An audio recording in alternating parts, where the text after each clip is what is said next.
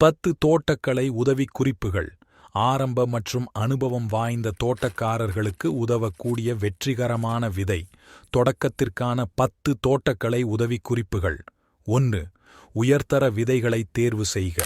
முளைப்பு வெற்றிக்கான வாய்ப்புகளை அதிகரிக்க புகழ்பெற்ற சப்ளையரிடமிருந்து புதிய உயர்தர விதைகளுடன் தொடங்கவும். விதை பாக்கெட்டுகள்.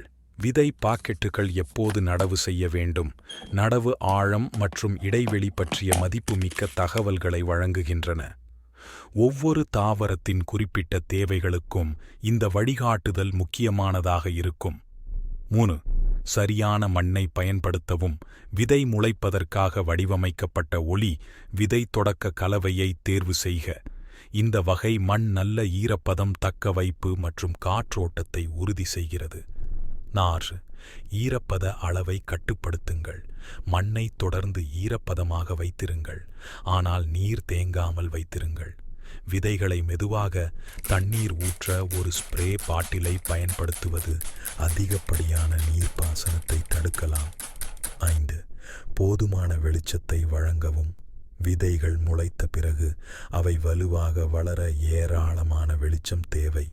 ஒரு சன்னி ஜன்னல் அல்லது செயற்கை வளரும் விளக்குகள் தேவையான ஒளி அளவை வழங்க முடியும்.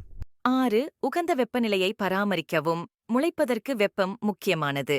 பெரும்பாலான விதைகள் 65°C ஃபாரன்ஹைட் 18-24°C இடையிலான வெப்பநிலையில் சிறப்பாக முளைக்கின்றன. ஒரு வெப்பப்பாய் ஒரு நிலையான வெப்பநிலையை பராமரிக்க உதவும். 7. எல்லாவற்றையும் லேபிளிடுங்கள். நீங்கள் எதை நட்டீர்கள், எப்போது நட்டீர்கள் என்பதை கண்காணிக்க லேபிள்களை பயன்படுத்தவும். இது நடவு அட்டவணைகளை நிர்வகிக்கவும் நாற்றுகள் வளரும்போது அவற்றை அடையாளம் காணவும் உதவும். 8. மெல்லிய நாற்றுகள்.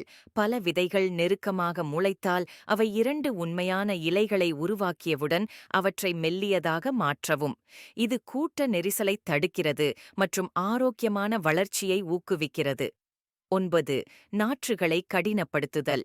ஒவ்வொரு நாளும் சில மணி நேரங்களுக்கு வெளியே ஒரு தங்குமிடம் பகுதியில் வைப்பதன் மூலம் படிப்படியாக நாற்றுகளை வெளிப்புற நிலைமைகளுக்கு பழக்கப்படுத்துங்கள். படிப்படியாக ஒரு வாரத்தில் வெளியில் அவற்றின் நேரத்தை அதிகரிக்கவும். சரியான நேரத்தில் நடவு செய்தல். நாற்றுகளை வெளியில் நடவு செய்ய கடைசி உறைபனி தேதிக்குப் பிறகு காத்திருங்கள்.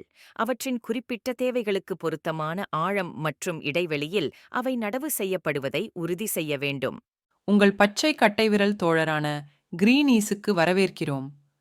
நிலையான மற்றும் கரிம தோட்டக்கலை உதவி குறிப்புகளில் சிறந்ததை உங்களுக்கு கொண்டு வருகிறது. இன்றைய எபிசோடில் நாங்கள் எபிசோட் தலைப்பு இல் ஆழமாக டைவ் செய்கிறோம்.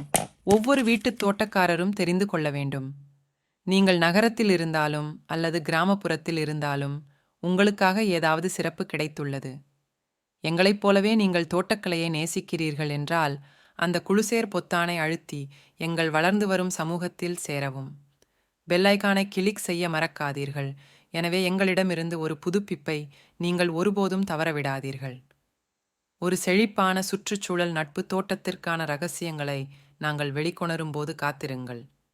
அளவு எதுவாக இருந்தாலும் உங்கள் இடத்தை எவ்வாறு அதிகம் பயன்படுத்துவது என்பதை நாங்கள் உங்களுக்கு காண்பிப்போம்.